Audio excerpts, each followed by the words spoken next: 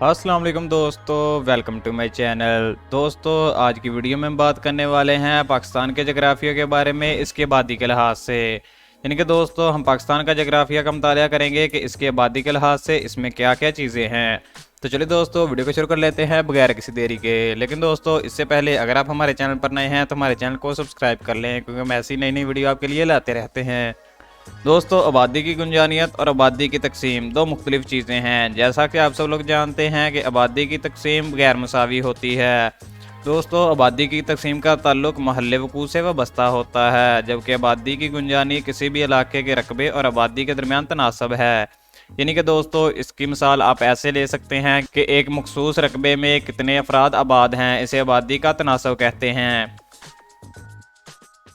दोस्तों, आबादी की गुंजानी से मुराद किसी जगह या मुल्क में फ़ी मुरबा किलोमीटर या फ़ी मुरबा मील में आबाद औसत अफराद का ताल्लुक है। जैसा कि मैंने पहले बताया कि कितने रकबा में कितने अफराद आबाद हैं, इसे आबादी की गुंजानियत कहा जाता है।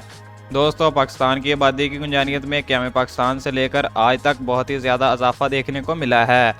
दोस्तों, 1951 में पाकिस्तान की आबादी की गुंजानियत 43 अफराद फ़ी मुरबा किलोमीटर थी, जबकि 2005 से 2007 तक के आदादोशुमार के मुताबिक पाकिस्तान की आबादी की गुंजानियत में बहुत ही ज़्यादा इजाफा देखने को मिला है। दोस्तों, 2005 में पाकिस्तान में आबादी की गुंजानियत 199 अफराद यानी कि 199 पर्सनस फ़ी मुरबा किलोमीटर थी। दोस्तों, 2010 में आबादी की गुंजानियत 221 अफराद फ़ी मुरबा किलोमीटर हो गई थी। दोस्तों, आबादी में गुंजानियत में ये इजाफा 2015 के आदादोशुमार में मज़ीद बढ़ गया था।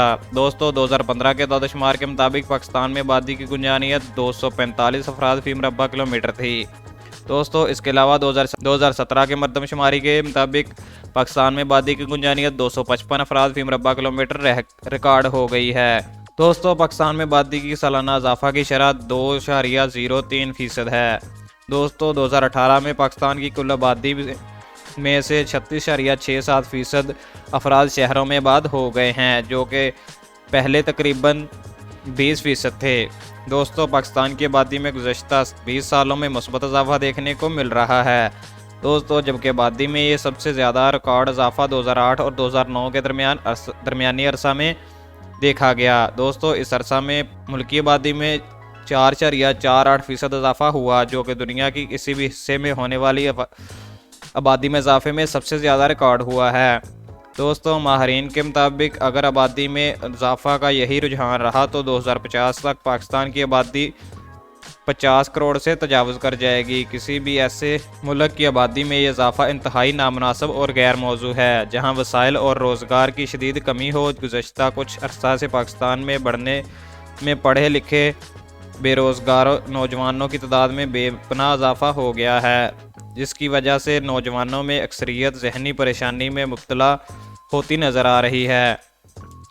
दोस्तों, वो ज़हनी परेशानी में मुब्तला होकर नशा व रद्वियात और जराइम पेशा अफराद के आलाकार बन जाते हैं।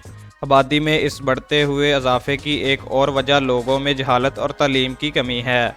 दोस्तों, हालिया कुछ अरसा में देहातों से शहरों की तरफ आबादी की मुंतकली का रुझान बहुत बढ़ गया है, जिसकी बना पर शहरों में दस्तयाब ज़रूरी इंसानी ज़रूरतों की कमी वाक़या हो गई है।